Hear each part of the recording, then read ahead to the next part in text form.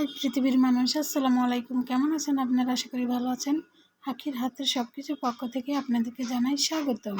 ভুড়ি তো অনেকভাবেই রান্না করে খেয়েছেন, আজকে একটু অন্যরকম রান্নাটা দেখেন, ভালো লাগবে। খুব সুন্দর করে ভুড়ি পরিষ্কার করে গরম পানি দিয়ে সিদ্ধ করে ভালো করে ধুয়ে ছোট ছোট করে কুটে আবার গরম পানি দিয়ে ধুয়ে পরিষ্কার করে পাতিলে নিয়ে ব্যাস বসিয়ে দিলাম। বেশ কিছুক্ষণ জ্বালিয়েছি, কোনো তেল মশলা কিচ্ছু দেওয়া হয়নি, শুধু লবণটা দিয়ে। এতে করে হয়েছে কি, ভুঁড়ির যে এক্সট্রা তেলটা থাকে সেটা বেরিয়ে এসেছে, আর ভুঁড়ির যে এক্সট্রা একটা গন্ধ থাকে সেটাও কিছুটা চলে গেছে। এভাবে প্রায় 5 মিনিট জ্বালানোর পরে এখন সব মশলাগুলো অ্যাড করে দিচ্ছি এক এক করে। প্রথমেই দিয়েছি স্পেশাল গরম মশলা, ওখানে সমস্ত ধরনের মশলা আছে, জয়ত্রী, জয়ফল, স্টার সহ, ধনে, জিরে, বড় এলাচ, ছোট এলাচ এবং সমস্ত ধরনের মশলা দিয়ে খুব সুন্দর করে মশলাটাও তৈরি করেছিলাম।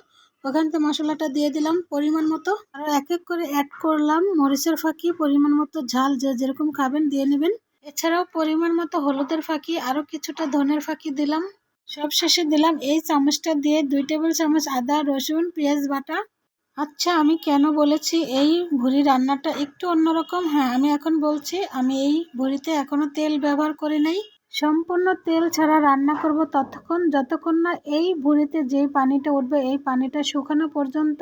ইতিমধ্যেই ভুড়িটা আমি বেশ কিছুক্ষণ জ্বালিয়েছি, অনেকটাই পানি উঠেছে, তো এই পানিটা দিয়ে এই মশলাটা দিয়ে খুব সুন্দর করে কষিয়ে নিব। খেয়াল করেছেন আমি লবণটা দেই নাই, কারণ লবণটা দিয়ে আগেই আমি বসিয়ে কিছুক্ষণ জ্বালিয়ে নিয়েছিলাম, তাই লবণটা পরে যদি প্রয়োজন হয় তাহলে দিব। ফিরে আসবো এই পানিটা শুকানোর পরে, তখনই সয়াবিন তেলটা ব্যবহার করব, আর এই যে কুচি করে রাখা আলুটা দিব। ফিরে আসলাম পানিটা শুকানোর পরে, দেখেন কতটা সুন্দর পানিটা শুকিয়ে গিয়েছে, কোনো রকম তেল ব্যবহার ছাড়াই কতটা সুন্দর তেল উঠে, খুব সুন্দর কিন্তু রান্নাটা হচ্ছে। এখন আমি আলুটা দিয়ে দিব আর পরিমাণ মতো সয়াবিন তেল দিব, কারণ সয়াবিন তেল ছাড়া একদমই ভালো লাগবে না, যতই ভুড়িতে তেল থাকুক না কেন। তো পরিমাণ মতো কিছুটা তেল দিয়ে দিলাম, আর ভুড়িতে একটু তেল বেশি হলে খারাপ লাগবে না, ভুড়িটা ভাজা ভাজা হবে, খেতে ভালো লাগবে। যতবার জ্বালানো লাগবে ততবার তেল থাকলে জ্বালানো সুবিধা হবে, আর পোড়া পোড়া হবে, খেতেও বেশ সুস্বাদু লাগবে। তো এভাবেই আলু আর তেল দিয়ে ততক্ষণ আমি এই ভুড়িটাকে কষিয়ে নিব যতক্ষণ না নিচে লেগে লেগে যাচ্ছে, শব্দ হচ্ছে। তো প্রিয় বন্ধুরা, তখনই ফিরে আসবো যখন দেখব নিচে ঠাসঠুস শব্দ হচ্ছে নাড়তে গেলে, তো পুরো একটা ভাব হয়ে যাচ্ছে, তখনই ফিরে আসবো। আর এই অংশটুকু কিন্তু আপনাদের মাঝে আমি শেয়ারও করে দিয়েছি। গরুর মাংস বা ভুড়িতে কে কে এরকম আস্ত রসুন খেতে পছন্দ করেন, আর এই রসুনটা খুব সুন্দর সিদ্ধ হয়ে থাকবে, খেতে কিন্তু ভালো লাগে। এটা হচ্ছে দেশের থেকে আনা রসুন, দেশি রসুন। এটা কিন্তু খেতে অনেক টেস্ট, যারা পছন্দ করেন তারাই বলতে পারবেন।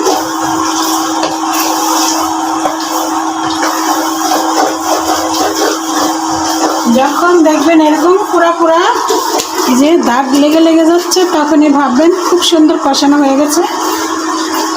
যেরকম পুরা তখনই ভাবতে হবে যে কষানো হয়ে গেছে সম্পূর্ণ।